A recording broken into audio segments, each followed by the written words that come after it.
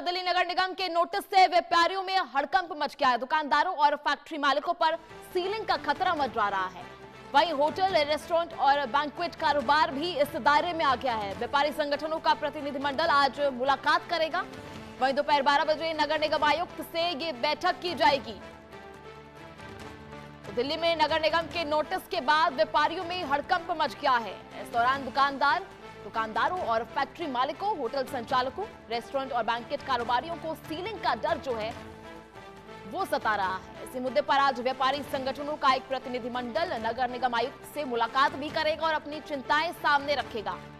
तो इस बैठक में सभी जो है अपनी बातें, अपनी परेशानियां, अपनी चिंताएं जो है नगर निगम आयुक्त के सामने रखेंगे। जहां फिलहाल इस नोटिस से पूरे इलाके में हड़कंप मचा हुआ है। ऐसे में होटल, रेस्टोरेंट और बैंकेट हॉल के कारोबार जो है वो भी इस दायरे में आ गए हैं।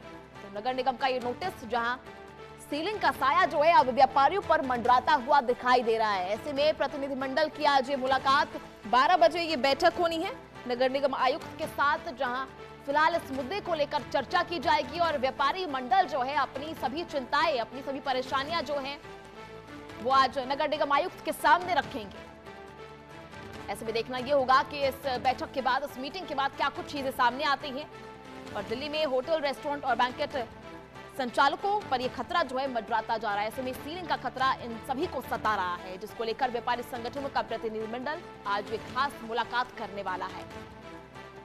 नगर निगम की तरफ से ये नोटिस जारी किया गया था, जहां आपको बता दें इस दायरे में सभी बैंकेट हॉल, सभी दुकानें आती हैं। ऐसे में नगर निगम के इस नोटिस से पूरे इलाके में हड़कंप मच गया है। दुकानों, फैक्ट्री मालिकों पर सीलिंग का खतरा जो है वो मंडरा रहा है।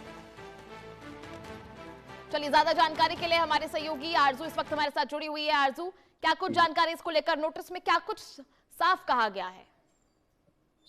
जी बिल्कुल, देखिए अगर हम इस नोटिस की बात करें, एमसीडी की तरफ से, कमिश्नर की तरफ से, ये डिप्टी जो जोनल कमिश्नर्स हैं उनके लिए इशू किया गया है कि ये सभी इलाकों में जो एमसीडी के एरिया के अंदर आते हैं उन सभी एरियाज में सर्वे किया जाएगा। कई जगहों पर देखा जाता है और ये सुप्रीम कोर्ट के ऑर्डर के बाद फॉलो किया जा रहा है, उनके इंस्ट्रक्शंस को फॉलो किया जा रहा है कि कई जगह देखा गया है, ये नोटिस किया गया है कि रेसिडेंशियल एरिया में जो कॉमर्शियल काम है अब वो किया जा रहा है। ऐसे में ये ऑर्डर जो है निकाला गया है। अब इसकी अगर हम बात करते हैं तो अब इसके थ्रू जो है व्यापारी जो है उनमें चिंता बढ़ गई है कि आखिर इसके बाद क्या नोटिस इशू किए जाएंगे, क्या उनका जो काम चल रहा है वो सील हो जाएगा। और ऐसे में इसको लेकर जो व्यापारी हैं उनकी चिंता बढ़ गई है। और आज 12 बजे जो प्रतिनिधि मंडल है बिजनेस एसोसिएशन का, सीटीआई, वो आज एमसीडी के कमिश्नर से मिलने जा रहा है और इसके बाद वहां पर वो अपनी जो शिकायतें हैं या ये कहे जो उनकी चिंताएं हैं वो रखने वाले हैं। फिलहाल ये जो ऑर्डर है वो इशू कर दिया गया है